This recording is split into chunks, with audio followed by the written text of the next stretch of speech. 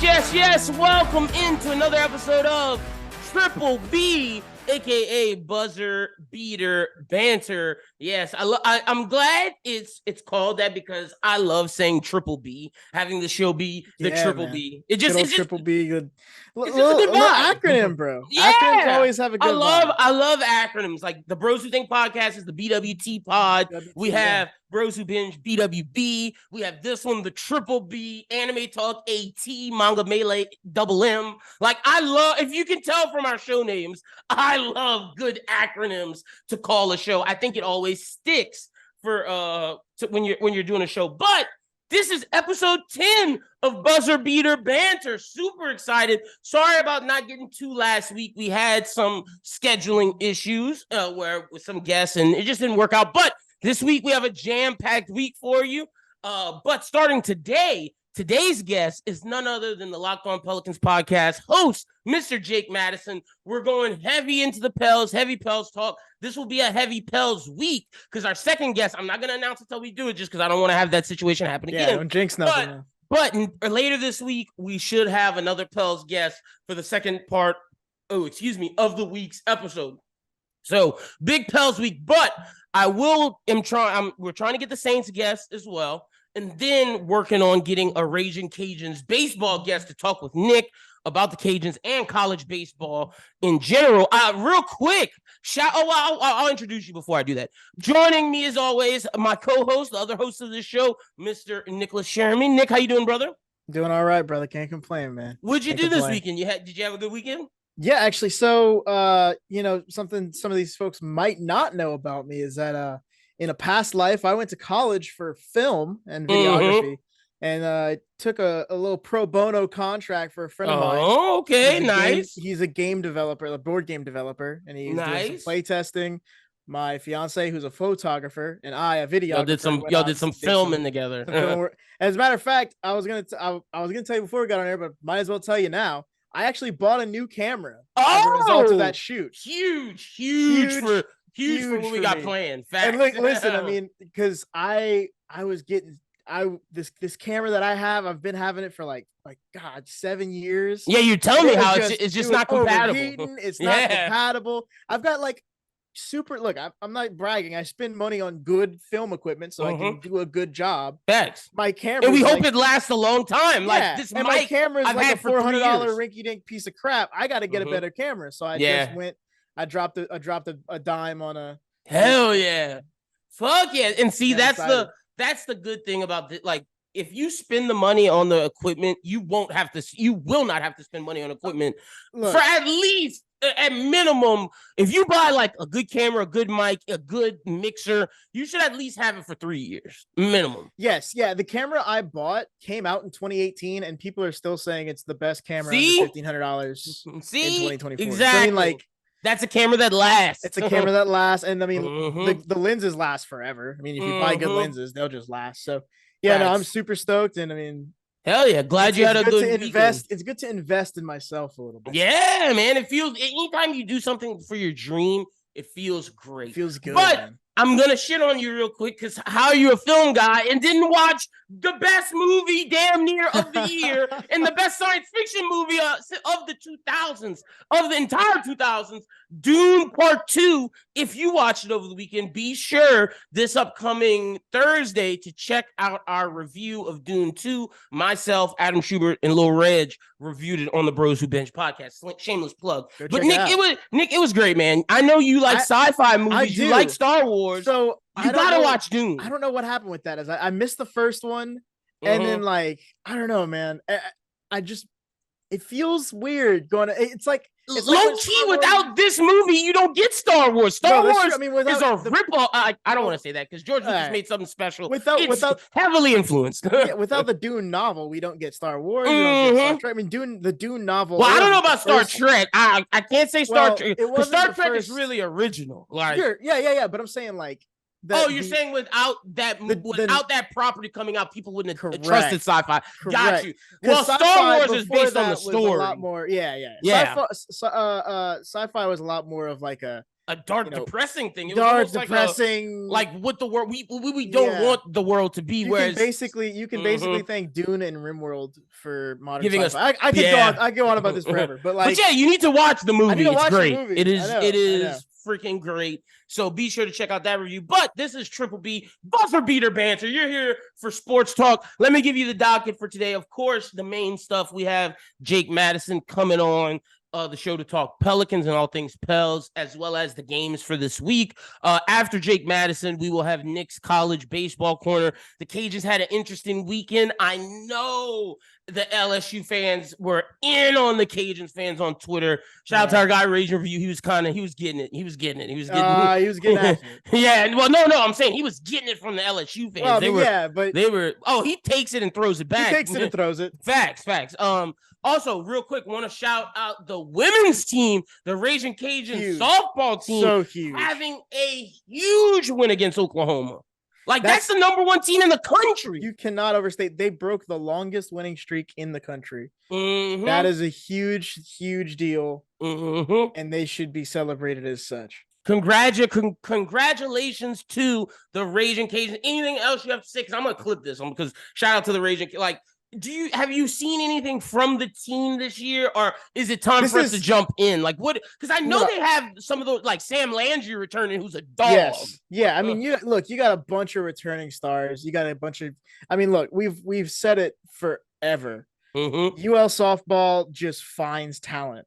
Yeah, I mean, you can arguably say that's the best program on UL's campus. I would go so far as to say that it just absolutely is. That's no shade. That's no shade to any other program. To any other program. That's just how damn good our softball program is. And shout out, Glasgow is electric. I love that dude. Every conversation I've had with him has been awesome. Mm-hmm. He's been super nice to us. Good team full of good people, mm-hmm. and then you want to see them win. They work hard, and the thing is, they're good. They back it up with strong play. They might have lost to Stanford in Texas, but they beat the best team in the country, bro. That is insane. It says something, because to lose those other two games and still win Oklahoma, and to lose to Oklahoma 0-8, right?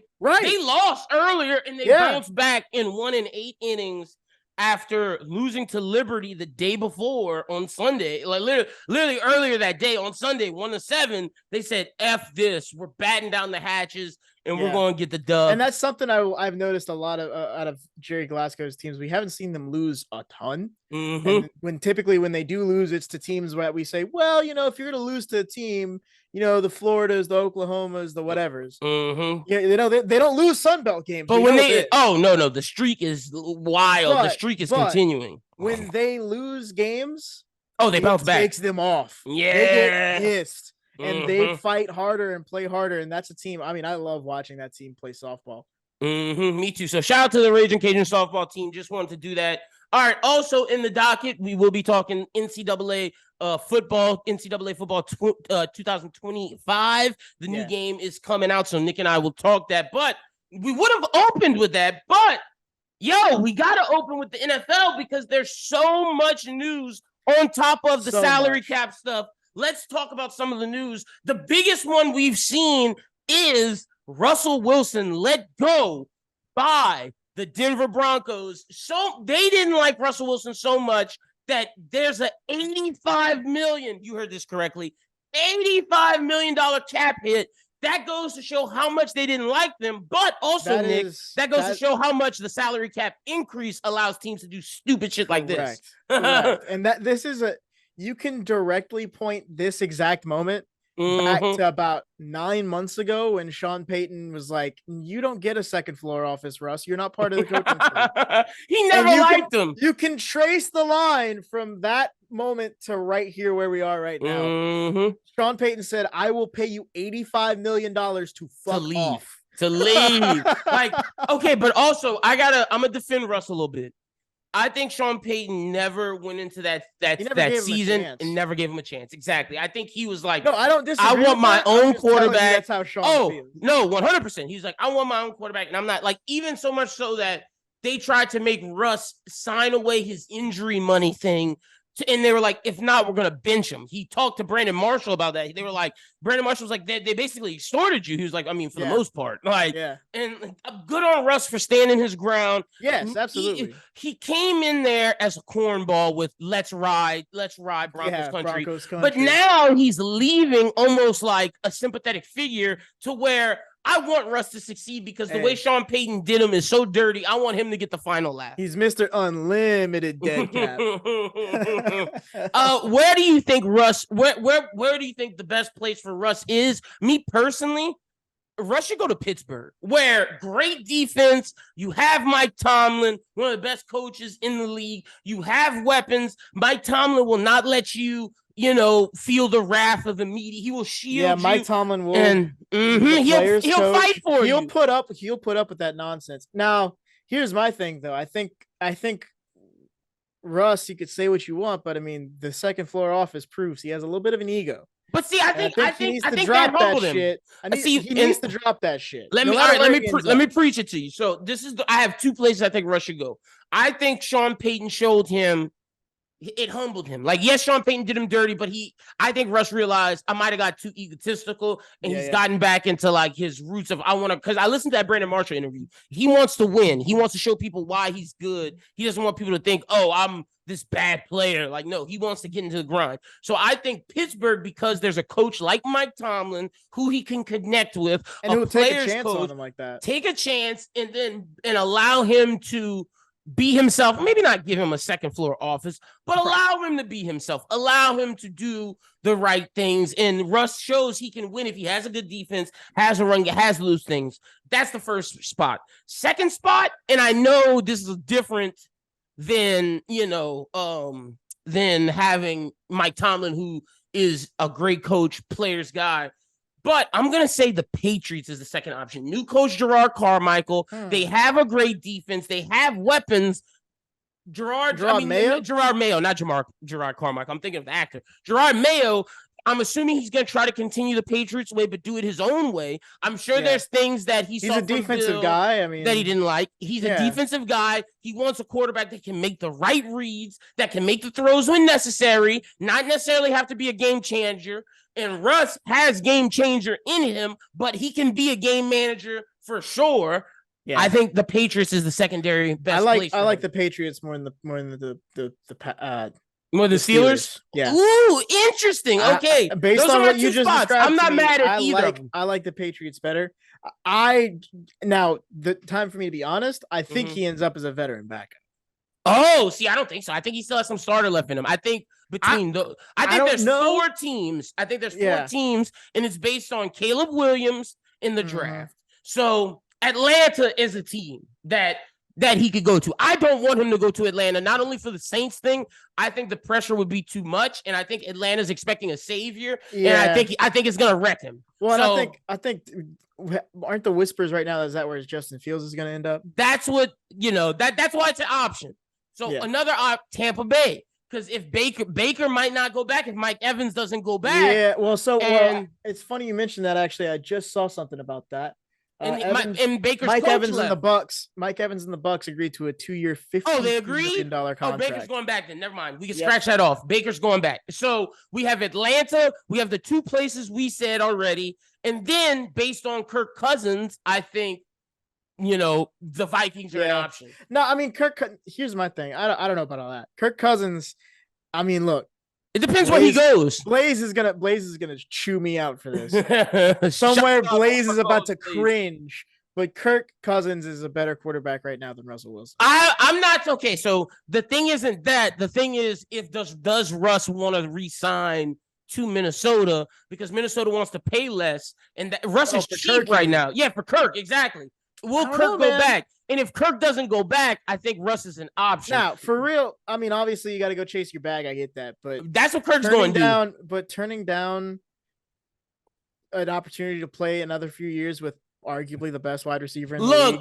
didn't watch that. Fucking stupid thing. Oh yeah, no, for sure. But Kirk's about money. Kirk is trying to get as much money as he can for his family. He's trying to get that bag so he can take his family to Kmart. So, I get you. But that, to me, my top two favorite places: Pittsburgh and New England. And really, I think if Russ goes to either of those, they will be in the playoff hunt, doing things. I think Russ will show people some stuff. Also, Jason Kelce retired, so shout out to the legend. Anything you want to say about old Kelce, older brother? Fuck Adam Schefter for breaking that shit too early. He broke that shit right after the Super Bowl because Adam Schefter's a scumbag. He knew this.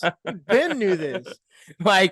Jason gave such a great speech, man. He loved football. He loved football. He loved Philly. He loved football. He loves Philly. He loved his teammates. I mean, listen, I remember. He cried. I didn't expect him to cry that much. It meant the world to him. I mean, I watched New Heights and all that stuff, and you're right. I also say. I'll say this too. I remember when all that stuff was coming out about like the Eagles offensive line doing that Christmas album. I don't know if you listen to that Christmas album, but you listen to that Christmas album all the way through, you will be fucking crying because they're like talking about how thankful they are for each other, how thankful they are for Philly, and like got you Philly Christmas and all this shit. Like this is a dude that really loves where he's at, and you know he's a Hall of Famer. First ballot in my book. 2029. There has not been a more effective, consistent center that I can think of. And like the crazy thing is, he could have still played, and like people still knew he could have played, but he could still play. At this moment, I'm not who I used to be, but the fact that I can still play, it hurts me because I now know I'm overrated. And when he said that, it was like, damn, the mental fortitude to know I'm good enough to still get by. But because I'm not upholding the standard of excellence I was at, I need to get out. That's huge. That's a guy that's a mature guy dude. who's in tune, brother. Like I grew a lot of respect for Jason Kelce in that moment, and that guy's a G. Welcome to come on the show anytime he wants. Legend. Yes, absolutely. The Pro Football Hall of Fame tweeted out that he'll be available in 2029. So I think he's going ballot. Yeah, he's going in.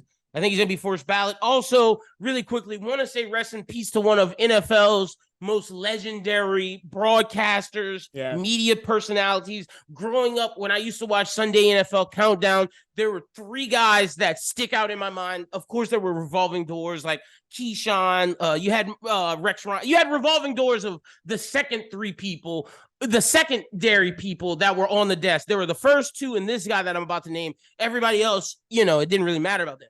It was Chris Boomer, of course, Tom Jackson, and Chris Mortensen. Those were the three guys that basically taught us about football on Sunday NFL Countdown growing up. And Chris Mortensen passed away. I want to say rest in peace to Chris Mortensen. Yeah. And let's take a moment of silence for Chris right now. Rest in peace to Chris Mortensen. Again, sad day. Nick, tell me something. Like, this guy taught us, like, he was Adam Schefter before Schefter. He was a part of that legendary broadcast with Tom Jackson and Chris Boomer. How many nights you're ticked off because you got to go to school in the morning, but you and your dad stay up late just to watch Sunday Night Football, and you've been sitting on the couch all day, and then you watch the post show with them. I know. Chris Berman is his name, not Chris Boomer. Boomer's his nickname. Boomer's his nickname. I know. Look, I know. For me, it was go to church at 10, get back at 11, just in time for pre-gaming and getting your food on. You watch the Saints at around noon, usually. And then, man, that primetime game and Sunday NFL Countdown. Mort was a legend, and he set the standard of journalism at ESPN, and sports. The sports media landscape is a worse place now that he's gone. There's no Woj, there's no Shams, there's no Schefter, there's no Ian Rappaport without Chris Mortensen. He set the standard, to Nick's point. So, all right, some other NFL news. Nick, what you got? What else has been going on in the NFL? Because it was a busy day. I mean, let's. We mentioned Mike Evans. I don't know if that's Mike Evans is huge. I mean, that's a huge signing for Tampa Bay. That basically that cements it. Evans that guarantees Baker's coming back. Yeah, he's going to be a buck for life. Baker's coming back, and unless he falls off a cliff in the next 2 years, and as someone who does not like Tampa Bay and does not like Evans, I hate to say this, but he's going to be a first ballot Hall of Famer too, and he decides to hang. To me, If you ask me as a Saints fan, who am I most scared of going in the next season? It's Tampa Bay by far. Because even though they are getting a new offensive coordinator, I'm sure they're going to get someone that's similar. I think it's going to make them better, personally. Yeah, I think they're going to get someone similar to what made Baker good. And they're going to make less mistakes, is my opinion. And then this is Baker's second year with Mike Evans. Because you got to think, Baker lost his confidence. In college, he knew he was a dog, so he was doing dog shit. He made that first playoffs. With the Browns. He came in, made that first playoffs with the Browns, had that swagger, and then lost it over time because of the drama that he unfolded with him and Odell and then the rest of the Browns. He got his swagger back this year, and I think next year we're gonna see a fucking dominant Baker. And he's got a coach that believes in him. I mean, it's clear in Carolina he played like shit, but he played like shit because the coaches hated him. Yeah, exactly. They want him there. See, Baker's one of those people that relies on his confidence. If he is down on himself, yeah, exactly. If he's down on himself and people don't believe in him, he's gonna play like shit. But if people believe in him and he starts getting that swagger, that's a deadly man. That's a deadly man. Yeah, absolutely. But I think, honestly, probably the biggest piece of news that's going to go mostly unnoticed by a lot of fans, L'Jarius Sneed getting the franchise tag. Huge. I mean, we knew the Chiefs had to do that. They had to do something with him. Because this guy, L'Jarius Sneed, has quietly been one of the best defensive players in the last year. My thing is, if you want to go back to back, you're re-signing Chris Jones. You know you have to pay Chris Jones, but you couldn't lose L'Jarius Sneed. Franchise tag him. There's no one else on that team that deserves a franchise tag to save. You have to save Sneed because now you have Sneed and McDuffie, arguably the two best corners in the league with Chris Jones at the top. The Chiefs are going to be back, ladies and gentlemen. Yeah, and then don't let them. The crazy thing is, don't let them draft the guy who broke the speed record. Yes, the linebacker. No. I'm talking about the wide receiver. Oh. Who ran that 4.21? God, what was his name? He ran a 4.21. I'm about to find it. Smoked it. I'm about to find it. Hold on. Look, the combine, there were so many names. Hold on. I'm about to find half of what I see. I'm about to find it. While you're looking at that, quick funny headline. The Jacksonville Jaguars wish a player named Fatukasi a happy birthday and then cut him immediately. Oh my gosh. Fatukasi, man. Oh my goodness. That's crazy. So I'm literally 10:19 a.m. on March 4th. Happy birthday 94. Okay, I got it. They cut him the same day. That's crazy. His name is Xavier Worthy. He was already projected around the end of the first round because of how stacked this draft class is. Yeah. And I think the Chiefs are going to, if they don't end up getting someone in free agency or getting someone via trade, and he's there, that's Tyreek Hill part 2. You have him, Rashee Rice, Travis Kelce. This team is back, Nick. They are going for the three-peat, and I think they're going to get it. Yeah, I mean, look, Xavier Worthy might be if they get Xavier Worthy, one of the most exciting speed talents we've seen come out. And I mean, if you put him on kick returns, ultimate playmaker, bro. Tyreek Hill, one hole. Bye. Tyreek Hill part 2. Yeah. Another thing in the NFL news is and this is from Rich Eisen, the Giants. He said this on his show. The Giants are absolutely done with quarterback Daniel Jones. He said that's the words he's been hearing at the combine. They just spent all that money, but again, like we said, if you're gonna get rid of a quarterback, now is the time. Dead cap means basically nothing to most of these teams now. If you have the money because of that cap increase, take the dead cap and move on and fix your franchise now before it's too late. Yeah, take a shot. Do you see the Giants keeping Daniel Jones? If not, no. Then if you don't see him keep him, we'll get into the mock draft in a little bit because I got one of the Daniel Jeremiah's pulled up and we'll talk about it. But any other news you saw in the NFL while we're just going through some of the news? The only thing kind of worth really talking about is Dak being confident on his contracts upcoming with the Dallas Cowboys. I mean, look, Dak Prescott has been said about Dakota Prescott. Mm-hmm. Michael Parsons was just defending him on Stephen A. Smith's show where he said Dak is as good as Josh Allen, Joe Burrow, and Lamar. I don't know about all that. What have they done that he hasn't done? Talking about in terms of winning. Well, win playoff games? They said they didn't. Michael Parsons says if you don't win the Super Bowl, then it doesn't matter. You're still a loser. Look, we have talked that to death. That's so stupid. It's I agree. Michael Parsons was wilding. Michael Parsons is an idiot. I wouldn't say that to his face because he could kill me, but yeah, I wouldn't say that either. But I mean, look, Dak's gonna get re-signed.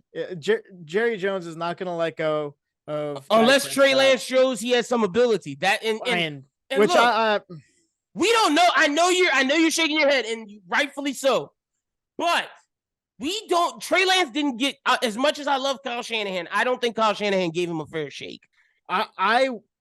I disagree with that because I was questioning that pick when it happened. Sure.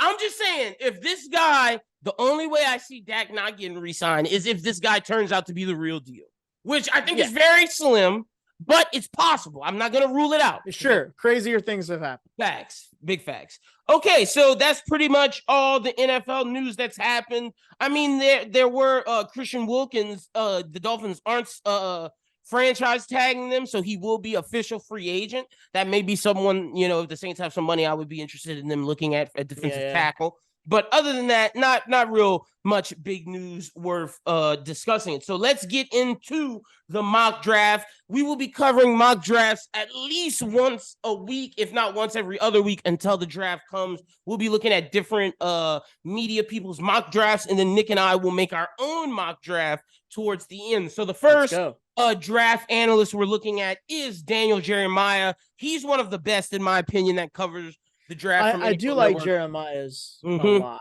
I figured he would be the best person to first start off with because I think he does enough research to where you can take his word a little bit because he hits. And then through this, Nick and I will do our own research and then give our own mock drafts. But let's start off. He has number 1 pick, Bears, Caleb Williams. Do you think the Bears keep the number 1 pick and take Caleb Williams, or do you think they go with Justin Fields and trade down? And which one do you think they should do? Because what you think they should do may be different from what we predict them doing. Yeah, I don't think they're going to do the thing that I want them to do. If I was the Bears GM today, if you're Ryan Poles, I am trading that first pick for somebody's Justin Fields? Fucking first son. Like, I am getting rid of everything for that first pick. I'm getting a bunch of mid first rounders, mid second rounders, and build that offensive up. Offensive line, wide receiver, linebacker, all that shit. Because I mean, listen, Justin Fields. They also have pick 9. Like if they could get another first round and some seconds. Talk about pick 9, and if they had pick 9 and like pick 20. They could get a really good offensive lineman and a really good wide receiver, and Justin Fields wouldn't look half as bad as people saying he looked. And truthfully, I didn't think he looked that bad last year. For us saying, people like Russell Wilson and some of these people didn't get fair shakes, Justin Fields is someone who hasn't gotten a fair shake. Screwed his whole career so far. I think the talent is there for Justin Fields. The question is, though, do you think Justin Fields at his best is better than Caleb Williams at his best? Because this is a moment where you took Mitch Trubisky over Patrick Mahomes. You did that. This team did that. And taking Justin Fields over Caleb Williams. Historically bad quarterback picks. And taking Justin Fields over Caleb Williams, no matter how good Justin Fields turns out, if Caleb Williams, like let's say Justin Fields wins 1 Super Bowl, but Caleb Williams is like Patrick Mahomes' rival and wins like 3. People are going to be pissed that you did not take of course. the second coming of Patrick, And look, I don't think it's fair to say Caleb comparing him to Patrick. I think Caleb's going to be his own player. They have very different play styles. I like Caleb a lot.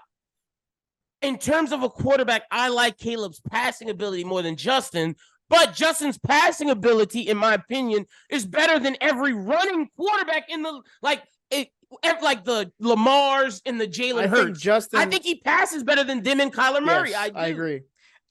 I don't look. Caleb Williams is a crazy he might be more accurate than Josh Allen.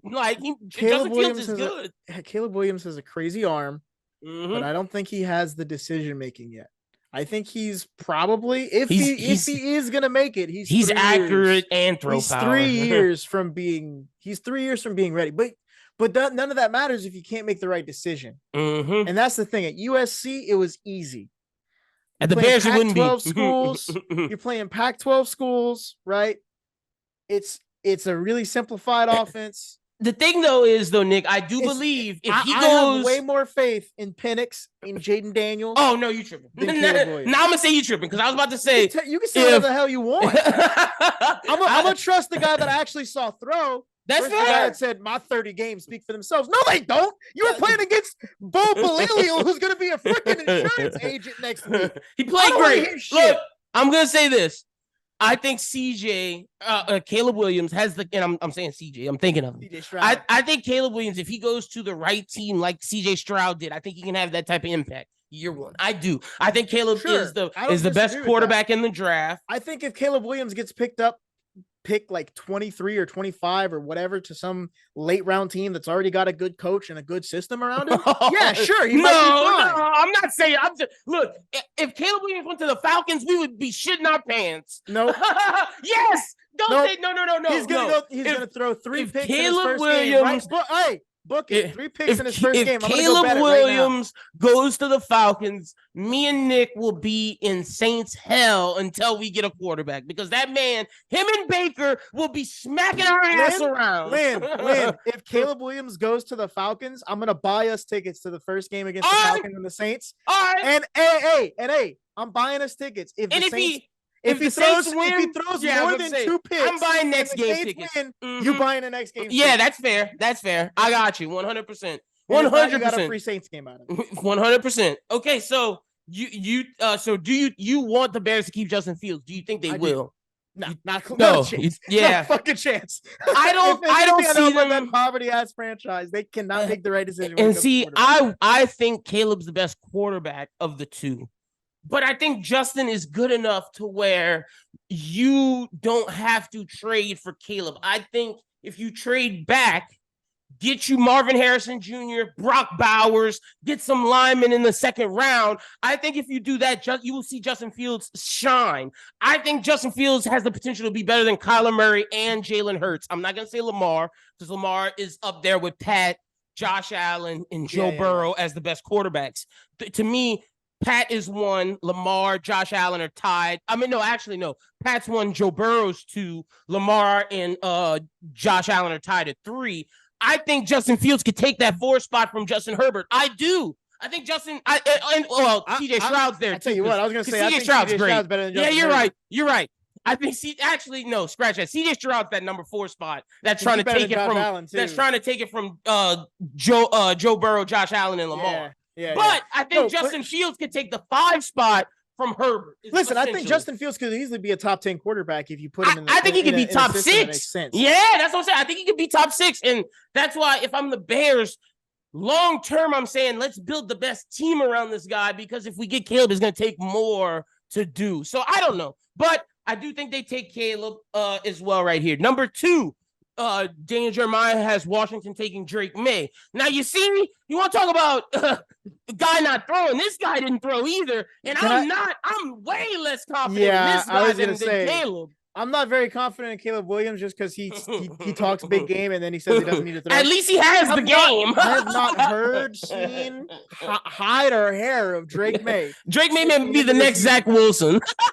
Yeah, I'm seeing that in the parallels. Sam Darnold, Mitch Trubisky. It seems that way, man. Washington, look. If Washington was smart, what would they do, Nick? Give me your thoughts. Yeah, I was about to say, I think they should take Jaden Daniels. I do. Big swing, because it goes back to what Cam Newton was talking about, game changers versus game managers. Yep. And if you're the number 2 pick, you need a game changer. You're not drafting the best game manager. I'm sorry. That's fucking stupid. The Commanders, the only problem is last time the Commanders got a mobile quarterback, they literally tore his leg apart. But because they didn't protect him. They didn't get the stuff to protect him. Right. My thing is, if you are the number 2 pick, you need to swing for the potential home run instead of the consistent single. Because if you take Jaden and you put the right things around him. That's what I forgot his name already because he's that. Oh, Drake May. No, that's what fucking not Hartman. Not Sam Hartman. Who you talking about? The milquetoast white guy they have playing quarterback for them right now, off-brand Baker Mayfield. What's his name? Sam Howell. How? That's what he is. He's essentially Drake. No, real shit. Look, Sam Howell is Baker Mayfield without the shush in the swag, yeah. And Drake May is Sam Howell without me remembering who the hell he is. And then you remember who Sam Howell was. Honestly, bro, swing for Jaden Daniels. It would be a big success, but they're taking Dan Jeremiah hasn't taken Dreaming. Teams could all forget that Jaden Daniels exists in the Saints. And he falls to the Saints, true. Yeah. Dan Jeremiah hasn't taken Drake May. New England is taking Marvin Harrison, the third. No-brainer. Again, for me, as a third pick, if you're gonna go get a quarterback out of free agency, then you take Marvin Harrison Jr. If you're I think this is a no-brainer. If you're gonna make a move for Russ and someone like that, could you imagine Russ throwing to Marvin Harrison? That'd be huge. That'd be connection. Huge. But if you're not going after a veteran and Jaden Daniels is on the board, you got to consider it. You got to consider. You got to at least think about it. Yeah, facts. Number 4, they have Malik Neighbors, which I think is perfect for Kyler. Huge for Kyler. Huge jump for Malik too. Mm-hmm. He was up there, but he was not like number 4 pick. Look, this college football season showed he is up there with Marvin Harrison in terms of wide receivers. Absolutely. So good for Malik, and Kyler needs this. This could be his number 1 target, and he's not small. Malik is a big dude that can, get down the field. I don't want to say he has Odell Beckham-like skills just because I don't want to compare every LSU wide receiver to Odell because they did it for Justin Jefferson too. But Malik is 6 foot. And Chase. Justin Jefferson and Chase, yeah. Yeah, so just for example, Justin Jefferson is 6 foot. Malik Neighbors is 6 foot. I think Malik Neighbors is faster than Justin Jefferson. I think Justin Jefferson just may run routes better than Malik. But Malik has the speed. I was about to say, Malik has the speed and has good enough footwork, but he's physical like Jamar Chase. He has better footwork than Jamar Chase, but more physical than Justin Jefferson. Malik Neighbors is a damn good wide receiver. So him going to Kyler Murray, that's huge. Chargers getting Joe Alt, expected. That's a Jim Harbaugh pick. That is a Jim Harbaugh. And Justin Herbert needs that. He needs protection because they don't have that. Now you have Alt as one of your tackles, Rashawn Slater as the other. You're perfect. You're set for the future. You're protected on the edge. The Giants drafting Jaden Daniels. I don't think Jaden Daniels makes it past 6. I'm going to keep it being with you, Nick. I don't think he makes it past 6. No, I don't think so either. So Giants need it. Because if he doesn't go at 6, then I could see 3 teams behind them who would take him. Yeah, facts. Facts. Titans, they have him taking an offensive lineman. The Titans in Olam Mayua Fashanu. God bless you. I'm so sorry, brother. Olam Mayua Fashanu. Sorry, Fashanu. But yeah, they haven't taken him. Yeah, they're tackle. The Atlanta Falcons, Daniel Jeremiah hasn't taken JJ McCarthy. I think whoever reaches on McCarthy is the Mitch Trubisky, Zach Wilson pick of this draft. Nick, if one thing was true, I thought J.J. McCarthy was the most overrated college football quarterback in college football. The guy had the worst yards and touchdowns of any of the top quarterbacks. Surrounded by talent. The best talent in the country, probably. This guy, and look, I don't want to call anybody a bust, but this guy has bust written on him. He does. I'm sorry. Yeah, and look, and I want to be wrong. Not if he goes to the Falcons. Team. Yeah. I want to be wrong if he goes anywhere but Atlanta. But if he goes to Atlanta, that dude couldn't happen to a better team. Yeah. All right, and then 9, Chicago Bears coming back around, taking Rome Duzune. Rome Odunze, excuse me. Third best wide receiver behind Marvin Harrison and Malik Neighbors. You can't complain about that. But in any other draft, he's the best wide receiver. That's how good Rome Odunze is. But my thing is, though, if him and Brock Bowers are both there, I may take Brock Bowers over Rome Odunze because Brock Bowers gives you the next Travis Kelce. He's that good. Yeah, I don't disagree with that necessarily, but you got to think who you're going to be able to get the ball to more. But that's what Brock Bowers has the type to be that Gronk, Kelce. I can catch every pass you need over the middle, vertical. Like to me, wide receivers, and look, I don't want to say this because I don't want this to come across the wrong way, but wide receivers we've seen to get that star wide receiver these past couple of years, it's been dime a dozen. Literally,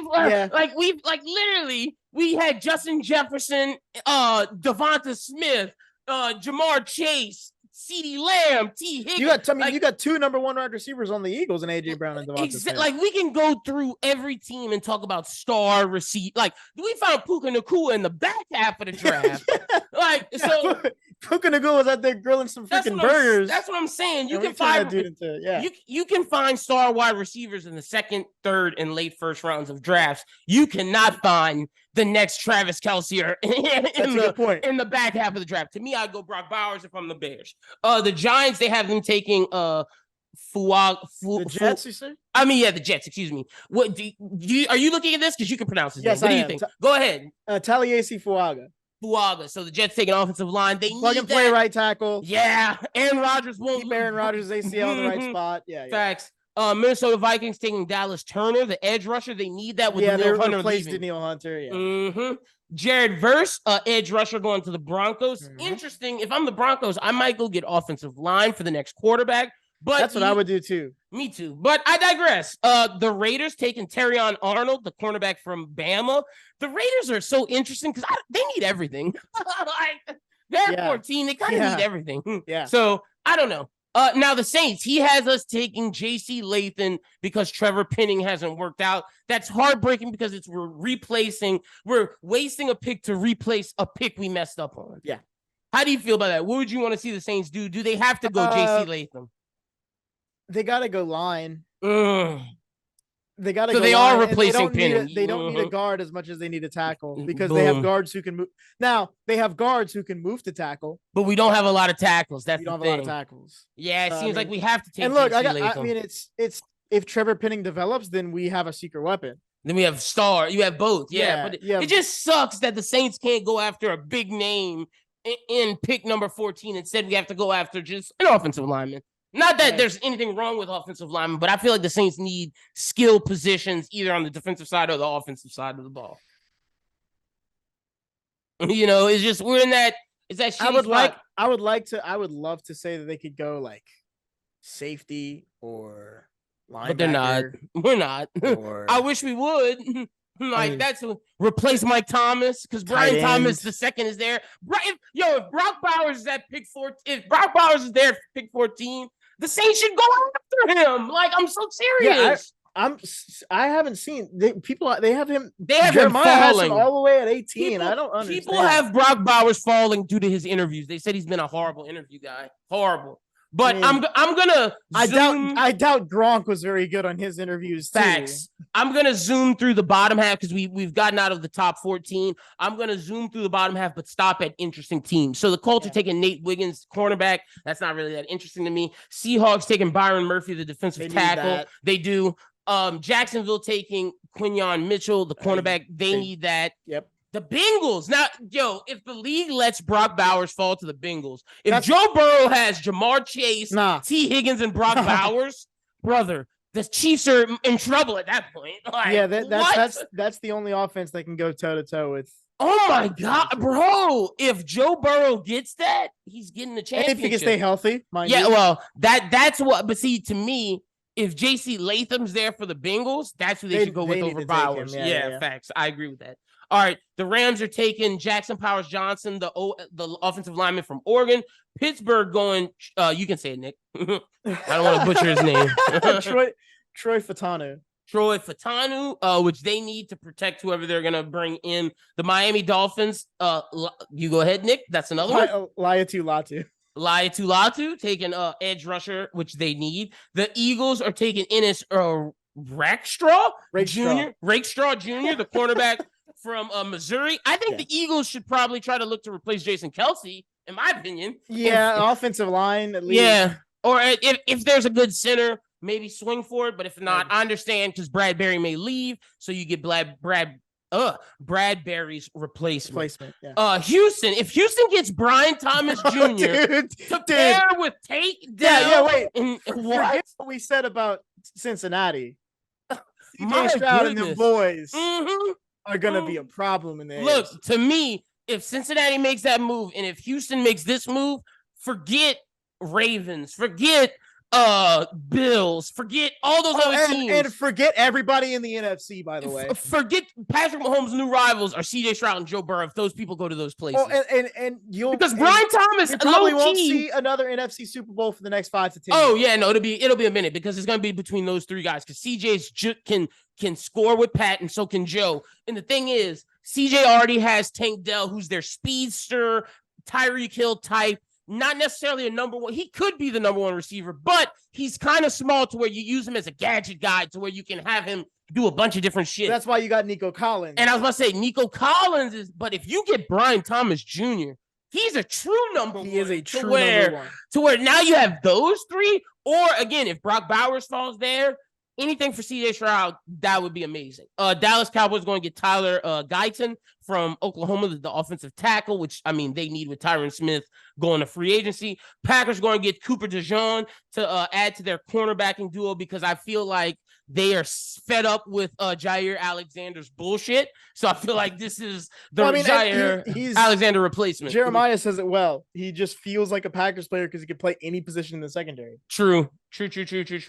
Tampa Bay is going to get Adonai Mitchell. I feel like this was Daniel Jeremiah did this before Mike Evans signed. I was going to say, this was February 20th. So if Mike Evans resigning, I think Tampa Bay is going to be things up, wide open. They could go offensive line. They could go defense. So that's that. Running back. Arizona. I know people say don't take running back in the first round, but I mean, they need on the offense. Yeah, facts. Arizona already got their wide receiver, so they go after edge with Darius Robinson with pick 27. Pick 28, the Buffalo Bills go get an edge. I'm excited about Robinson. Chop. Look, Bills need that, man, because I feel like they weren't getting a lot of pressure. Raw guys. He's one of those raw guys that Peyton would have drafted if he was still with the Saints. And that can turn into a diamond in the rough, which, if he turns out to be something, that'll be a heavy hitter for the Bills for years to come. Detroit going to get Zach Frazier, interior offensive line, which they need because that'll make the lines better. Baltimore going to get another offensive lineman, which, interesting that their offensive line is pretty good. I guess it's just stacking, but I feel like Baltimore could add elsewhere, in my opinion, like to their secondary or to their linebacker core. That's what I was thinking. San Fran going to get Graham Barton, interior offensive line. Is that what they need? I feel like the 49ers are just adding, wherever they can. Yeah, I would say inside. They definitely don't need outside offensive line. So I would say, inside, interior. And he has the Chiefs taking Troy Franklin. But to me, I think, forget Troy Franklin. They're going after 4.2140, Mr. Hold on, his Xavier name Worthy. Xavier Worthy. Yeah. So I think that changes things for Kansas City. But that's our first look at the mock draft. Next time we look at a mock draft, probably next week, we'll look at Todd McShay's from ESPN to see how that differs. All right, Nick, really quickly before we get into our interview, NCAA Football 2025 is coming out. Are you excited? Of course I'm freaking excited. Man, look, I saw something today. 10,000 players and more, like 10,000 plus players are represented in this game. Hell yeah. I mean, you're about to have dudes play. I can't believe I'm saying this. I'm just thinking about it. There's very solid potential that a lot of people could be playing with their old high school buddies. Mm-hmm. All kinds of shit. It's going to be fire, bro. Like, my thought process is I need these two things to be okay. If not, I'm going to be upset. I need Road to Glory to give me a good story so I can go from high school to college and win some Heismans. And then I need the Dynasty mode to not be like Madden, to give me a good Dynasty mode to where I can play 10 years if I want. Good scouting systems. Yes. A NIL. Really good training system. How are they going to do NIL? Yeah. Yes. Those are things. And they said it will be represented. So it's just how they're going to implement it. So those are things in NCAA 2025 that needs to be good. You let us know on TikTok, YouTube, wherever you're looking at this clip. You let us know what you think has to be good in NCAA 25 for you to be excited and to be happy. Real quick, let's just give 3 teams. We'll each give 3 teams, legendary teams that we think needs to be in the game. I'll start us off easy. 2019 LSU. Joe Burrow, Jamar Chase, Justin Jefferson, arguably the second best to best college football team in all time in perpetuity, depending on how you view 2001 Miami Hurricanes. Yes, which I was gonna say there's my team. Okay, perfect. Miami Hurricanes, the convicts, the just raw team that you want in one of these kinds of games. Legitimately recognizable names. Legitimately, and that Catholic versus convict game was incredible with them versus Notre Dame. When you think of the best college football teams of all time, like I said, it's 01 Miami or LSU 2019 that are the best of all time. And then for me, I guess I'm not going to use two spots for these two teams. I think when you say one, you have to say the other, and that's 2005 Texas and USC. Yeah. Reggie Bush, Matt Leinart, Lindell White versus Vince Young and his Texas Longhorns. I think those two teams go hand in hand. When I think of the Rose Bowl, I think of those two teams. The Mac Brown era, those two teams, Pete Carroll versus Mac Brown, they need to be in the game, both of them. Yeah, I 100% agree with that. And I think being that we've had such a big gap between 2014 and now, you got to get in some of those teams that were not represented in those interim years. I think there's got to be an Alabama in there. Okay, got you. Right? Yeah, so Alabama had a dynasty in that there. Yeah, so you have to in that round, you pick your poison. Pick one, and I go by running backs in that era because unless you're talking about Jalen Hurts or Tua or Mac Jones's team, I don't remember the order of all the.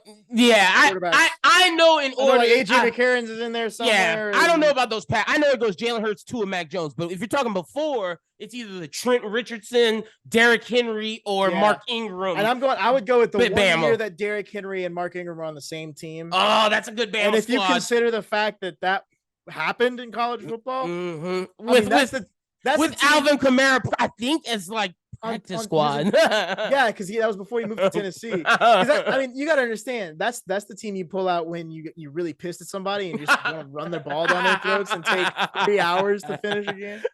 So I'm torn with my next team. Obviously, we feel there are a bunch. Do I go with one of the Heisman winners like Baker, Lamar, Deshaun, Trevor Lawrence? To me, I feel like all those guys are great, but I'm going to go for a past team because I feel like Nick will do something more present. You got to have Tebow's Florida teams. I think it's 2008, if I'm not mistaken, when he had the blood on the jersey and gave the speech. 09, one of the two. One of those. But one of the Tebow Florida teams you have to have on this game. And look, I'll do a slash so you can, because I don't think you'll say this guy. Tebow and Cam Newton. Those two guys teams Cam Newton's Auburn would be crazy. Cam Newton's Auburn. He had no one else good around him. It was him. So those are two guys who played hero ball and led their squads. All right, you can give me a slash if you want. Yeah, I'll give you a slash because I'm gonna go one really old and one really new. I want to go with a 70s Nebraska team. Solid. Real hard-nosed, old school college football. You gotta have one of them. You gotta have one of those old vintage style teams. And then for the slash of my slash, I think I'm going to go with maybe one of those like mid 2010s, like random Pac-12 teams that blew up. Ooh, okay. So maybe like your Baylor with RG3. Andrew Luck, like one of those teams. Stanford, like, where did this team come from? Christian McCaffrey, Stanford. Yeah, Christian McCaffrey, Stanford would be good too. That's one of those. I think didn't Melvin Gordon go to Stanford? Yep. So like one of those like. We're just like, man, these are not like or LaMichael James, Oregon. Wait, Laveau. No, I cannot wait for the 60 fucking uniform combination. I think it's LaMichael James and Marcus Mariota. I think they played. Yeah, and that was that. What was that? That was that big dude too. The big guy. Oregon was great. Yeah, I know you're talking about. Oregon was great back then. But yeah, of course we missed obviously Baker Mayfield, Johnny Manziel, Trevor Lawrence, Kyler Murray. I think those guys, Lamar Jackson's Louisville. I think those guys, and maybe even Michael Vick's Virginia Tech. Maybe if we want to go that far back, I would love that. And like getting, I'm looking at him, Desmond Howard's Michigan, but I wasn't thinking of his Michigan. Charles Woodson's Michigan. Like if we really want to get some legendary guys, Herschel Walker's Georgia, legendary guys. That's where you go, but. That's our NCAA football talk. You let us know in the comments on YouTube, TikTok, wherever you're seeing this. Let us know who you think needs to be in the game, which team or player you think has to be in the game. But with that being said, let's get into our conversation with Jake Madison of the Locked On Pelicans. Hello, ladies and gentlemen. Hello, Triple B Nation. I think this is the first time he's been on this show, but he's been on my radio shows, been on the Bros Who Think Network before. We got host of the Locked On Pelicans podcast, my guy, Mr. Jake Madison. Jake, how you doing today, brother? I'm doing well. Thanks for having me. Thanks for having me on, man. There we go. Off to a good start. Glad to have you as always. Like I say every time, and to this audience, if you don't know him, if you love the Pelicans, this guy is the guy you need to follow. I know you listen to this show for entertainment or whatever, but this is the guy I go to for information about the Pelicans. He's the real deal, and that's why I'm glad to have him on. And I said this in joking a little bit before we started, but Jake, normally at this time of the year for the past, at least during the Brandon Ingram, Zion Williamson era, it's been doom and gloom. Every time we've been very upset and like, oh, if this team was healthy, if this. Well, Jake, I feel like for the first time, there's no ifs this year, and the team is a 5th-ranked seed. This was the first time we went into All-Star break above 500 in a while. Like, we should be excited about this team, but I don't know if the chatter around New Orleans, Louisiana, and Pelicans fan base in general is that of excitement. No, it's a weird, it feels like it's weird super year weird for this team, right? Like and it's tough to explain, and I have some ideas behind it. You know, they're 36-25. They're 11 games above 500. They're 5th in the Western Conference, and the Western Conference is brutal this year. Like that's an accomplishment. They're on pace to win 48, 49 games, get close to 50 wins essentially. But for some reason, there's not like a ton of excitement around this team. And it's a little strange to me at times, right? Zion has played 50 games. That's an incredible number here. Brandon Ingram has played 55 games, right? They're both on pace to play over 70 games this season, or right at 70 games. Like that's an incredible number. And it's kind of what we've always hoped for this team. But for whatever reason, and I have some theories why behind it, like the fan base isn't as excited as we've been before. You know, this team at times doesn't feel like a true title contender, and maybe that's what's holding some people back with it. There have been some obvious like coaching issues and things like that. So like there's reasons for it, but also at the end of the day, they're just like a good team, and we should give them credit for that. Like this team is winning games. They've beaten some top teams. They've had some bad losses too, but overall it's a team that should solidly get into the postseason and be like relatively competitive, if not, you know, being a title contender.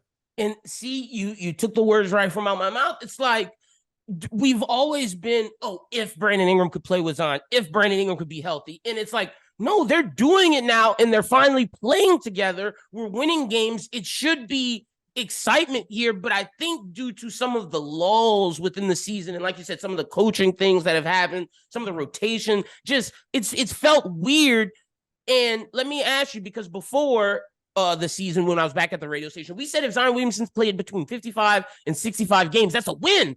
He's on pace to break that. It's like, we should be excited. And I think because Zion didn't start off doing the historic numbers that he did when he had the team in first place, I think they think he is mediocre. Or because the team didn't have any all-stars, it's like, we're mediocre. It's like, no. We're finally hitting our groove. Brandon Ingram just had one of his best nights ever. It seems like he's getting back on board. And when Willie does run point Zion, we see great things. Now, sometimes he doesn't run it, which I don't know why he doesn't do that. But how do you feel about the performance of Brandon Ingram and Zion so far this season?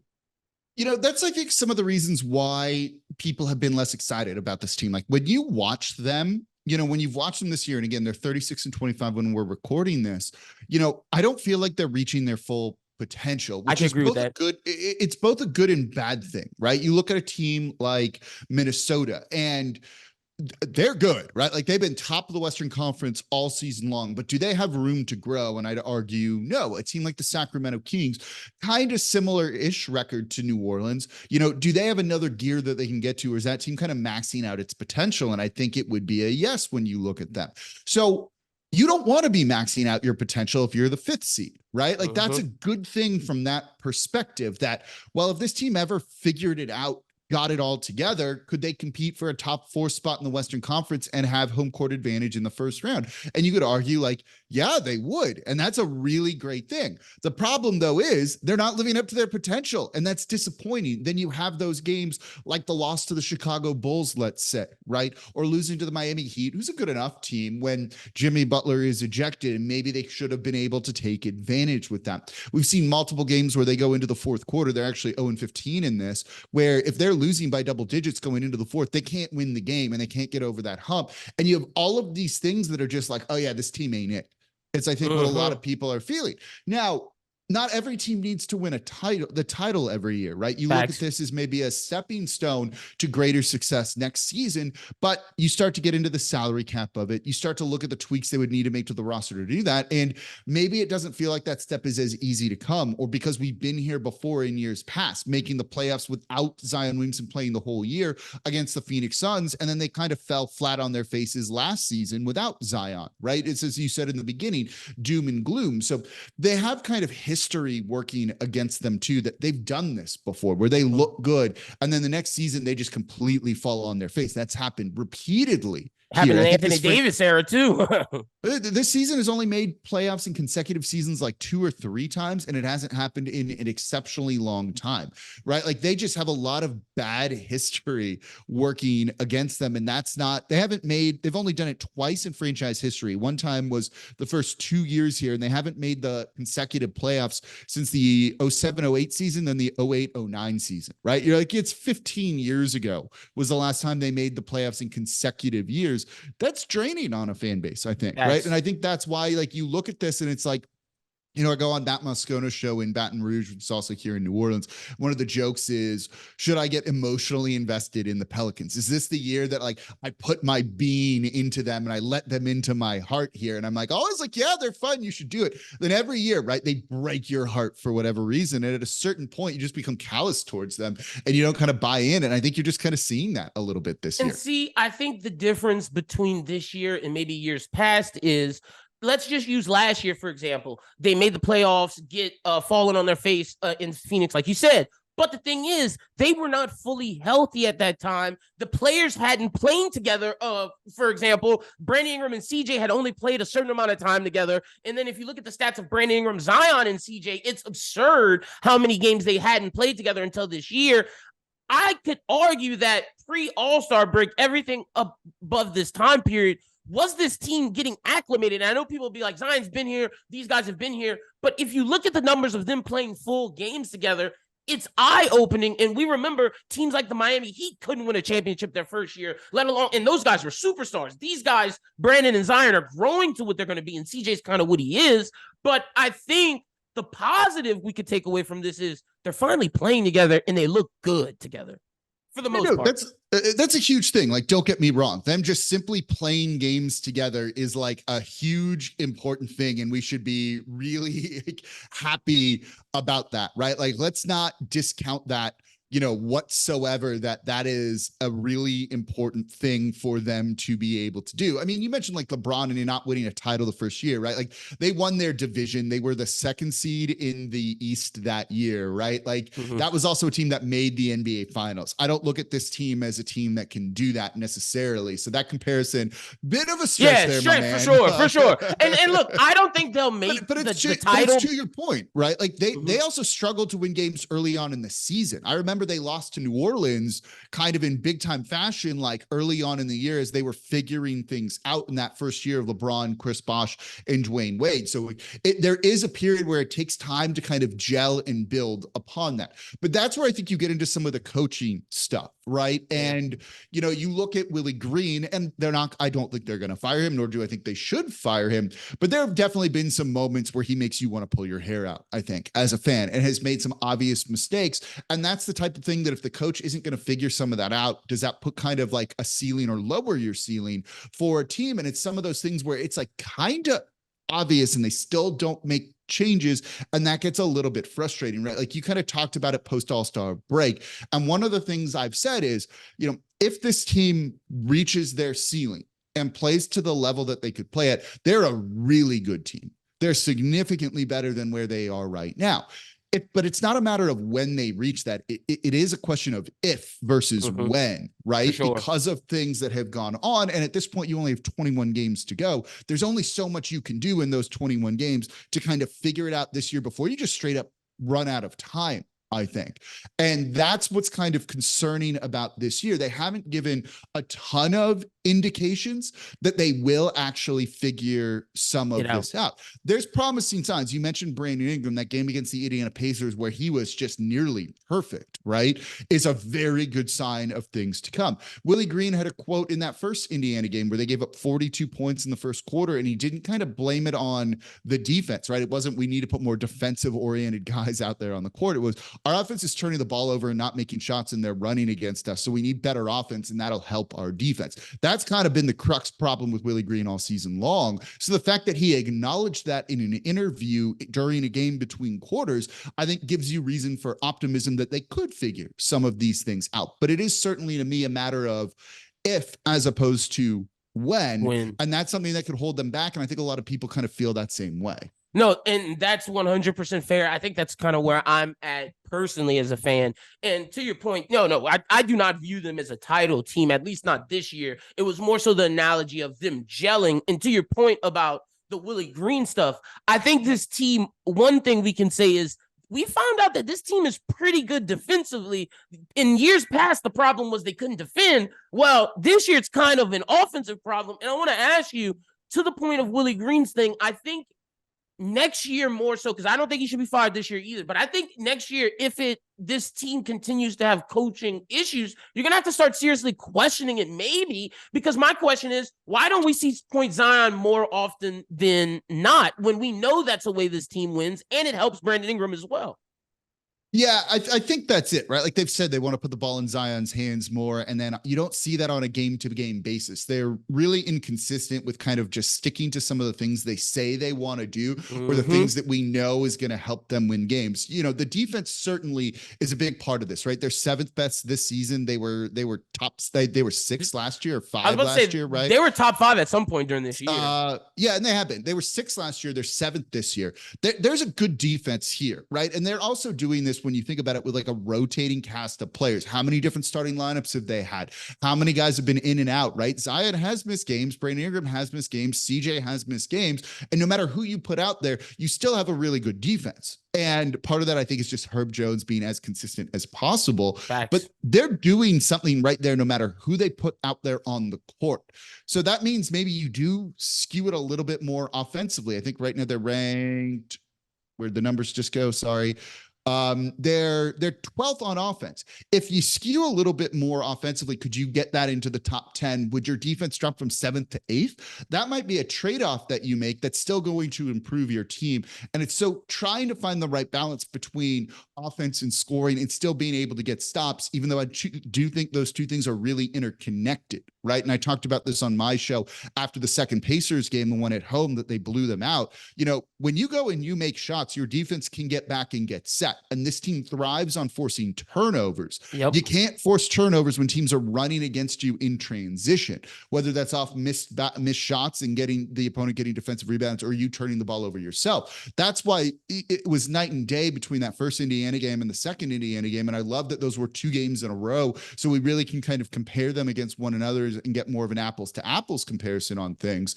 You know, skewing more offensively might also help your defense get even better, actually. And that's something that Willie Green, I think, has struggled to understand with. So I do think, though, you're seeing some coaching growth from him, but, you know, you do wonder if he's the guy that could lead this team to a title, right? And so that's why I think next year is probably going to be a make or break year for him. I will say this on it too, right?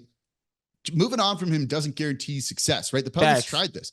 You know, they fired Monty Williams and they brought in Alvin Gentry, and how did that work out? Right? Like that didn't go the way that they had expected it to go. So we've seen evidence of like, maybe that's not going to be how it goes. I also think at times coaching is overrated in the NBA, right? I think you kind of live and die by your stars.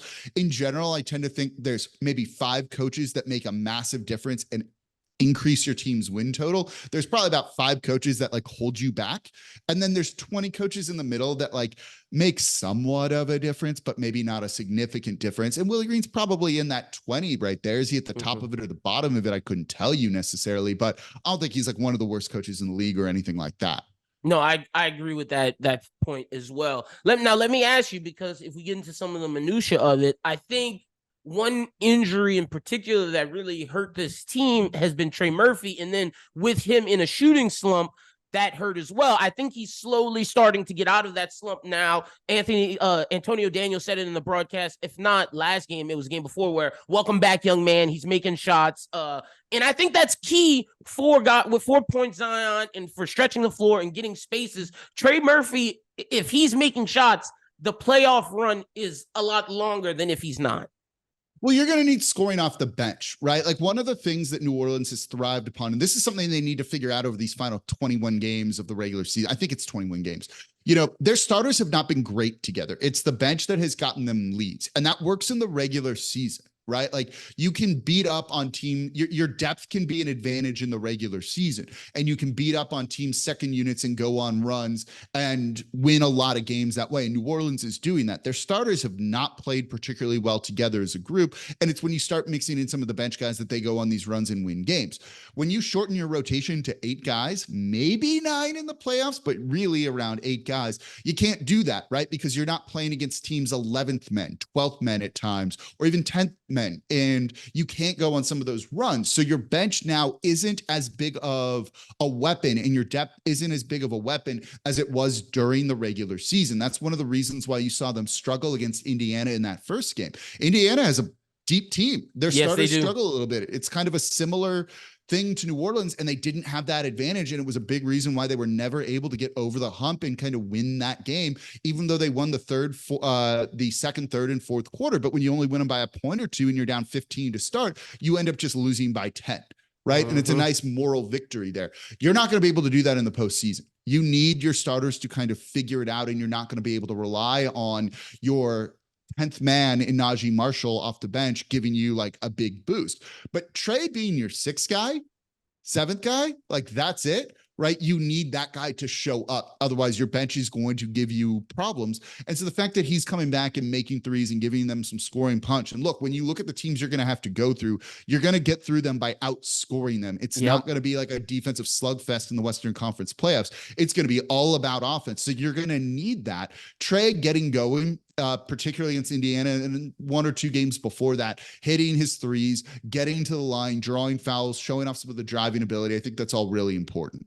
No, 100%. And there are 21 games left in the season. Couple more questions before we get you out. Now, I will say the games that they have for the remainder of the season this isn't games of before where it was difficult schedules to end the season. We've seen where the Pelicans have had gauntlets. This one is, I won't say is easy, but it's easier than things we've seen in the past. Let me ask you, should we expect to see a guy like Jordan Hawkins be a part of the 8-man that play in the playoffs? There's guys like Jordan Hawkins, Matt Ryan. Will we see who do you expect to be the final 8 guys? And do you think that maybe those 2 guys in particular need to play because of what we're talking about with offensive value? Yeah, that's a great question. I'd argue yes. One of the things that I think is worth looking at when it comes to players, right, is does the defense account for them? Do they kind of bend the defense, right? Do defensive shift coverages to them? One of the things that I think is really interesting to look at with that here, and follow me on this one. We'll get to where we want to go here, right? Is like Herb Jones. Herb Jones is having an incredible season in terms of offense. Defense, we know what he's capable of here, right? It should be first team all defense. Offensively, he has been fantastic for New Orleans this season. Arguably one of the reasons why they have a top corner 3 percentage. Not to cut you off, just to add. No, you're correct. Yeah, that's exactly it, right? He's shooting 43% on the season from 3 on 3.5 attempts per game. Of guys who play like significant minutes for New Orleans and have played significant number of games, he leads the team. Like, think about that for a second. Herb Jones is leading the team in terms of 3-point percentage on like really good volume, to be perfectly honest. Crazy. Like, that's kind of what you want. But teams leave him open. They don't shift coverages to him. What he is doing is making teams pay for the way they defend Zion, the way they defend Brandon Ingram, which is all you can ask from him, right? Like, I'm not asking for a thing more. Herb Jones, in my opinion, can do no wrong, has been perfect this year. It'd be nice if defenses account for him, right? If they tried to cover him out there, they don't. When you have a guy like Jordan Hawkins, who came in and kind of made an immediate impact in the first couple of games of the regular season, he was immediately on the opponent's scouting report, and you saw teams shifting coverages to him. So he's a guy that actually bends that defense, that actually, Herb Jones doesn't provide spacing despite being a very good three-point shooter, right? Like, that's what I'm trying to get at here. He's killing you on open looks. Yeah, he's killing you on that's a great way to put it. He's killing opponents on open looks, but he's not providing spacing. That works, right? Like, that totally works. Don't get me wrong. Jordan Hawkins actually provides spacing because teams immediately put him on the scouting report and stopped taking away his airspace. They had a guy glued to him every time in this first 50 games that he played for this team, something like that. It's changed a little bit as he kind of has hit a little bit of a rookie wall, but the fact that he's on the scouting report and teams move their coverage to him to account for him, that might mean you do need to play him in the playoffs when it becomes a little bit tougher to score, and you need a little bit more room to operate for Zion Williamson, for Brandon Ingram. 100%. And see, that's why I wanted Hawk to get in, because Hawk, to me, look, Jake, this may be a hot take, but Hawk to me has potential to where I think his floor is a solid role player who knocks down shots in that JJ Redick-esque area. But to me, what he's been showing, Jake, is young Rip Hamilton, young Ray Allen. Not to put that pressure on him, he can be someone special for this team, but he has to play. Yeah, absolutely. Like, they're in a weird spot, right? They're in an interesting spot where they want to be competitive now. You got to win, right? Like, this team's got to start winning games, right? Like, it's no more rebuild. It's no more like going through a process, right? It's time to execute that process. Yeah. Like, win some effing games, like, prove it, right? Like, it's essentially that at this point. Rookies in general don't contribute to winning until about their third year. Like, it takes, especially if you're not a top 5 pick, you're maybe going to contribute your third year in the league, right? Particularly on the defensive side of the ball. So it's trying to kind of find that balance of winning now, but also developing guys. And these are valuable reps, valuable minutes for him, and for him to get minutes one game, not the next, then maybe minutes in a couple of weeks, then maybe no more minutes. Like, I think that can hurt development, but if you're winning games and the formula's working right now, and it is, do you actually adjust that, right? One of the things that I posed on my show is, how much tweaking should you do? We've seen them tweak things and it doesn't work, and they lose games because of it. And while I want to applaud them for like trying something different, right? That's important. I'd also want them to get into the playoffs and not go through the play-in tournament. So do you play Hawkins significant minutes? What if he costs you 2 games? That might drop you to the play-in tournament. And all of a sudden now you've got a tougher road to go to get into the postseason. And maybe you don't get in there after what happened for New Orleans last season. They lost the home play-in tournament game to the Oklahoma City Thunder, right? Like, it's a balancing act, and it's tough. And this is why, going back to Willie Green, right? Like, this is why you're paid all this money to figure this out and to be good at your job and make the right sort of decisions. And it's not easy to do. And I can't tell you that I have an answer, right? Like, I shouldn't be an NBA head coach, but it's tough. And those are the type of things that they're trying to evaluate and figure out with this team of, okay, I could play Hawkins, but if we lose 3 straight games because I did that, he got valuable reps and might grow for the future, but now we're on the outside looking in. And so how do you balance that? That's a tough spot. And I'm in the way you put that really, kind of opened my eyes, because to your point, if you play him, yes, it'll help develop him. But what if you lose 2 games and now Willie Green, your seat's hotter, your chances of keeping Zion lowers? Like, there's a lot of things, a snowball that could affect by them not winning in the playoffs this year. So oh no, go ahead. I think one of I think then getting to the playoffs, and not just the play-in tournament, but solidly in the playoffs, is really important, right? We've never seen Zion in the postseason. We need to see that, right? Like, eventually you might, and I'm not saying they're there yet, but eventually you might need to choose between one of Zion Williamson or Brandon Ingram. You need to have a playoff series or 2 to know what he can do. At least you have kind of, it's like gathering data, right? Like, evaluating that, you need to see him in the postseason. Can you move on from Zion if you've never seen him in the postseason? Can you move on from the pairing of Brandon Ingram and Zion Williamson if you've never seen how they interact and if they're capable of being competitive in the postseason environment? And if you have to make that choice, Brandon has shown you playoff stuff. You have no idea what Zion can do in those moments. No, and so you need to kind of figure that out, right? So maybe it means you don't play Hawkins if it means you're going to keep being 11 games above 500 in the 5th seed, right? Like, I think that's some of the things that you need to kind of like think about here. You know, one of the things we've heard, David Griffin's very hands-on, right? One of the reasons they hired Willie Green, so it was his handpicked head coach, was that he might have some input, or the front office might have some input on lineups, rotations, things like that, right? So if they're all kind of working in David Griffin's terms, lockstep here, they probably are okay with what's going on here because they want to get into the postseason and they want to win. You know, they want to just evaluate so that you can go into this offseason with a much more complete picture of what you have and what you need to do. 100%. All right, 2 more questions. One's about the games this week, but the one before that, we've talked, me and you, numerous times about the big man rotation. Are you satisfied at this point with how our bigs have looked? And if not, is it something that's number one on your list for them to make a change with this offseason?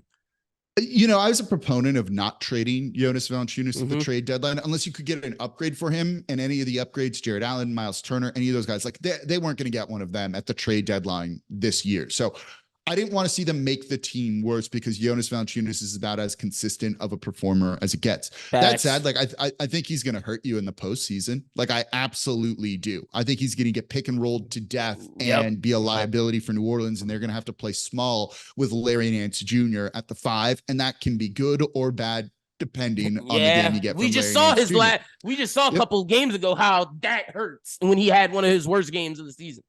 Exactly. So I'm fine with it now because I didn't see a path for them to do anything more at this trade deadline. Like Daniel Gafford wasn't an upgrade and wasn't truly going to help this team. So I did not want to see them make this team worse. That said, like, no, I think you need to figure out the big man rotation this offseason and find your center that you really want to put with these guys, because that is something that I think is likely going to be a big problem come the postseason. And see, that's one of the reasons why they're not title contenders this year. But we can see them make big strides for making that move this offseason that puts them there. Thank you so much, Jake. And this is the final question we have for you, because this show comes on 2 times a week, basically, and we won't have you on later this week. I want to get your take on the Pelicans a weekly outlook this week, and then at the end of the week I'll review it and see how we have done going into next week. So the Pelicans play the Raptors, the 76ers, and the Hawks on Sunday. How do you feel the Pelicans will fare this week against these opponents? What do you think their record should be against just these 3 opponents coming in to next week? Yeah, look, 2-1's a really good record here. I think there's a chance they go 3-0. Toronto's been struggling this season, right? Like, you should be able to kind of take advantage of a depleted squad. New Orleans had 3 days of rest before this game on Tuesday. Like, that's a wonderful thing. They had a bunch of games coming out of the All-Star break. They're finally kind of easing up a little bit. I think this is a good time to go on a 3-game road trip against some subpar competition. Should be able to definitely beat Toronto. You know, the game against the 76ers, they're not the same team without Joel Embiid. Tyrese Maxey has been great for them this season, but Herb Jones is shutting people down. If you get a real good Herb Jones game and he gives Tyrese Maxey fits, you should be able to win that game too. And then, like, Atlanta is just kind of crap, to be perfectly honest with you, and like disappointing, and just can't figure it out. You know, there's some firepower there. Murray is still good. Trae Young's good. They have Capella and others. Like, those are guys that can kind of give New Orleans some trouble, but they just don't have it figured out here.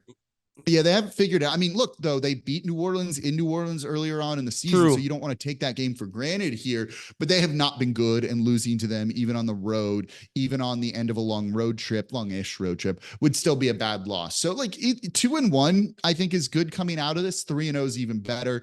Anything other than that is a loss. Yeah, 100%. We will be on the lookout for that, see how the Pels do, and I'll revisit that next week. Thank you so much, Jake, for coming on the show. Tell the people where they can follow you out on social media and get your podcast. Of course, on Twitter, at Nola Jake, Locked On Pelicans Podcast, wherever you get your podcast, and on YouTube. It's there Monday through Friday.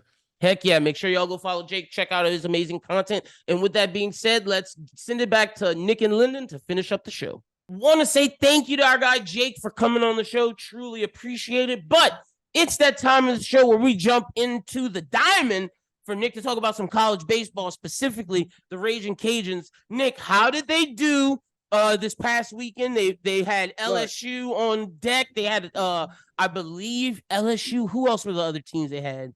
The Cajuns LSU, Vanderbilt, and Vanderbilt. Yeah, that was another Houston. one. In Houston, yeah. So Look, how did they do this weekend? Got to sit here and eat some humble pie today. I had said that they were going to win likely 2 games. They were going to steal one from Vanderbilt or LSU and then take Houston. They did not win a single game this weekend. And does that mean something? No, and I'll tell you why. Every single one of these games, they looked a lot worse than they were. Okay. Vandy beat them 7-4. Now this is number 9 Vanderbilt. Beat them 7-4, but they had to rally to get there. Got you. Late LSU game beat them heroics. 5-4. LSU beat them 5-4, and I watched the end of that game. That game was close all the way to the end. So the Cajuns could have won. Got you. Cajuns could have won that one. And that was a game. I mean, LSU had to fight and claw and scrape to pull that one out. Got you. On Sunday, I suffered through 7 innings of this game. 11 innings. Started at 7 p.m. It finished at 12:30 in the morning on Monday. Eesh. One of those. 13-10, 3 runs coming all in the 11th inning. And obviously, you all not able to turn it around in the bottom of the 11th. But so what do you think was the problem? Because it seems like all these games were close. Pitching. Would you say pitching? Oh, I was about to say. So that's their Achilles heel. They're getting things moving.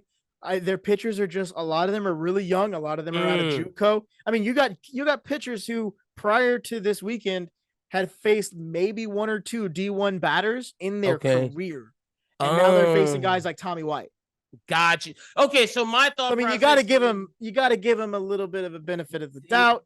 You read my mind. Houston's not a pushover school at all. Doesn't seem like it. So my thing is, with them taking these lumps now, with these young pitchers, these guys that are fresh, it's better that it happens now than in the Sun Belt tournament later on. Exactly my point. Yep. Gotcha. You want to get all those jitters, all those little tweaks and twinges out before we get to conference play. And look, to that effect, we have Northwestern State in the midweek game, and then this weekend at home against Tulane. I think that's going to be a crazy series. This is a team that they had a little bit of an electric series in the past where they got a little bit excited at each other. Tulane is a good school. I mean, a good baseball school. See this. So this is one where you want to, start off with a win in Northwestern and then try to go 2-1 against Tulane. You want to at least go 2-1 against Tulane. A sweep would be great here for your confidence going into the Sun Belt, but 2-1 against this team would not be disappointing. But you got to get 3 wins this week. You need it. Yes, you need 3 wins. You need it. So my last question is, would you say the bats showed up in there, stealing the bases? Did they live up to their strengths over the weekend? Yes, I would say so. I mean, you get a little bit, so it was weird because they were playing in Houston. The stadium's a little different. Ceiling was open, ceiling was closed. They were playing, crazy times, 11-inning games, all kinds of shit. But the guys who hit, and the guys who ran. And I mean, everybody was kind of playing up to their potential through the batting order. Our boy Duncan Pastor that I've been talking about, he had a big clinching homer. Okay. Got a lot of big plays out of these young guys. Torres, the catcher who made the hero ball play in the first game of the season, made another hero ball play to take them into extra innings on Sunday. Okay. So I mean, you got some guys that are absolutely pulling their weight. Hell and yeah. I mean, look, some of the guys who made a name for themselves in this team, like DeBarge, like John Taylor, they're not necessarily slow. They're doing fine, but they're not having to carry all of the weight anymore. You got guys like Duncan Pastor, guys like Ben Robichaux when he runs the bases, guys like, Higgs and this Torres kid out of nowhere, Lee Amadei, who've all been doing crazy good, really pulling their weight, making it much more of a team effort on offense. Hell yeah. Okay, so with that being said, we're going to do our later week episode, but that'll probably be less baseball talk because, we covered it a lot right here. I'm going to get your pick this week. I will get your picks in the game on that episode, but let me get a player right now. Lock it in. One player that you think is going to have a big week this week. It could be pitching, it could be hitting, whatever you think. Between the Northwestern game and the 3 Tulane games, give me one player that you think has to have a big game this week. I'm going to step sideways here for a minute. It was somebody who batted a lot over the weekend in Houston. Brian Broussard Jr., outfielder out of New Orleans. Okay. He's kind of under the radar for me for a while, but when I was seeing him, he was performing very well. He was drawing lots of good pitches. really keeping an eye on the kind of he had a really good feel for his strike zone, and you could tell when he was ready to put balls in play. Mm-hmm. I don't know if he's necessarily a power guy. I haven't seen him hit any really crazy dingers, but he puts the ball in the gaps well enough. Yeah, look, he's a starter hitter. He plays right field, center field. Yep. He had an RBI over the weekend against Houston. He So sure did. That's who you're picking that has to have a big game this week. Yeah, I think you're gonna see him make some big moves. I think maybe Northwestern State, you might see him really blow up. Mm-hmm. And then that kind of carries him, tailwinds him into Tulane. Maybe gives him a couple chances to get some good RBI looks, something like that. And now, with that being said, I need one pitcher that has to have a bounce back week this week. Martinez. Jack Martinez did not look super confident in Houston. He did not look comfortable. There were some times his fastball was getting away from him. I mean, badly away from him. Jeez. Change up floating on him, all kinds of issues. And, you could see him getting kind of frustrated at one point. You could even see him saying he thought he was getting taken out early. Is that the guy who had the yelling thing with Diggs and the pitching coach in the dugout? Yes. How do you feel about that? Because I saw Dave Schultz tweet about it. I don't mind. Was that a big deal? I don't think that's a big deal at all. I think this is a classic sort of example. I mean, you get a guy, he's out of Texas, so he's at a, pretty big baseball school, baseball area, Corpus Christi. He probably is as good as advertised, but I think there's probably a level that he has to reach of saying hey, okay, calm down. You're going to be good. Probably heard something he didn't like, or just got kind of thrown a little sideways, a little overwhelmed, whatever happened. He, probably has a little bit of development ahead of him, but I don't think it's anything that we should be worried about. Okay. Because really. I saw Dave's tweet. I was like, ooh, when I see Nick, that's when we talk on the pod, that's going to be one of the first things I ask him, because I saw that was, I didn't see a lot of Cajuns fans making a big deal about it, but I did. No. Like I said, I saw Dave tweet about it. You can't take that kind of stuff to heart. I mean, in the heat of the moment, you get fired up, especially as a pitcher. You gotta be a strutting dog. You gotta swang and be locked in. Yeah, be locked in. And so, you get a wrong word from the coach, and it might throw you off a little bit. You might get a little frustrated. But he in that sense, I understand what you're talking about in the heat of the moment, competitive, but he has to be, he has to cool off. Yeah, yes. You can't do that to your coach. Competitive, but you got to direct it. It's got to be directed fury. I mean, you got to put all the heat behind the baseball, not into your coach. So, and this is what Dave said. What could Jack Martinez and Gunnar Leger be thinking? And then they had this Twitter. One guy said he grabbed his jersey and talked to him, stop being soft. And someone was like, why couldn't he talk to him without grabbing his jersey? Someone said, because sports gets heated. They show emotion. There was no violence. The guys are in the heat of the battle. Martinez was wrong. Gunnar backed off when he could have grilled on and carried on. Basically, they were like, pick. And so one guy said, y'all pick and choose who to be mad at. Yeah. That's what people do. My thing is, I will say Dave does have a point with the sense of, we are a team. You as a young coach has to do better, but also you as a player has to respect your coach. Here's what you got to understand. Gunnar, young coach, but this is a guy, he was a fucking legend. Yeah, dog. Gunnar Leger is a G. If Gunnar Leger tells you to do something. Yeah, I'm saying this is more on Jack Martinez than Gunnar Leger. Yes. I agree. And look, normally, I'm Gunner's normally the coach. Not the guy to pick a side here. Because, coaches can be just as wrong as players can be sometimes. But this is a situation I can't imagine Gunnar was trying to do anything but help the kid. Yeah. This wasn't a Bob Knight situation. No, not even close. Far from it. So you gotta take the criticism. And dude, if your coach gets up in your face, it means he cares. What you take it from as long as he doesn't hit you, as long as he doesn't hit you or abuse you. Take it from someone who's been on both sides of the argument. I'd much rather my coach be pissed at me and grabbing my jersey than not even caring. Yeah, because if he doesn't care, then that means you might as well you're not playing. Yeah, facts. All right, hell yeah, those were Nick gave us our players. The pitcher that has to have a bounce back week this week, Jack Martinez, and the hitter that he expects to have a good week, Brian Broussard. I got it right. Brian Broussard. Those are Nick's picks for this week. We will get his picks for the games in the later week's episode. I think we'll be able to pick at least Saturday and Sunday, maybe Friday too. We shall see. But all right, Nick, tell the people where they can follow you at on social media. You can find me for all my sports takes on Twitter at ShareIt'sMe, CHERITSME. And if you're into video games or films or any of that other good stuff, you can find my Twitter for those kinds of things, REVENANT Rogue, ROGUE, Revenant Rogue.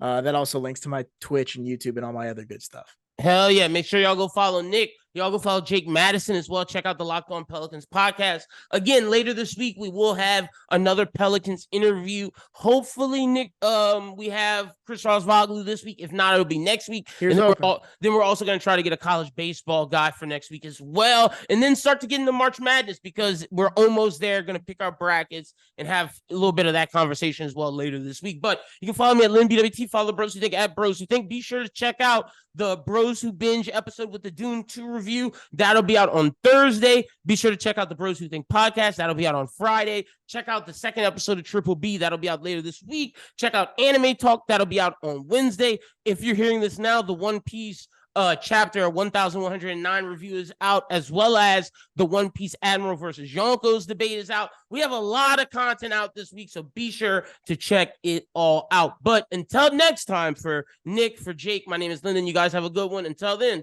peace.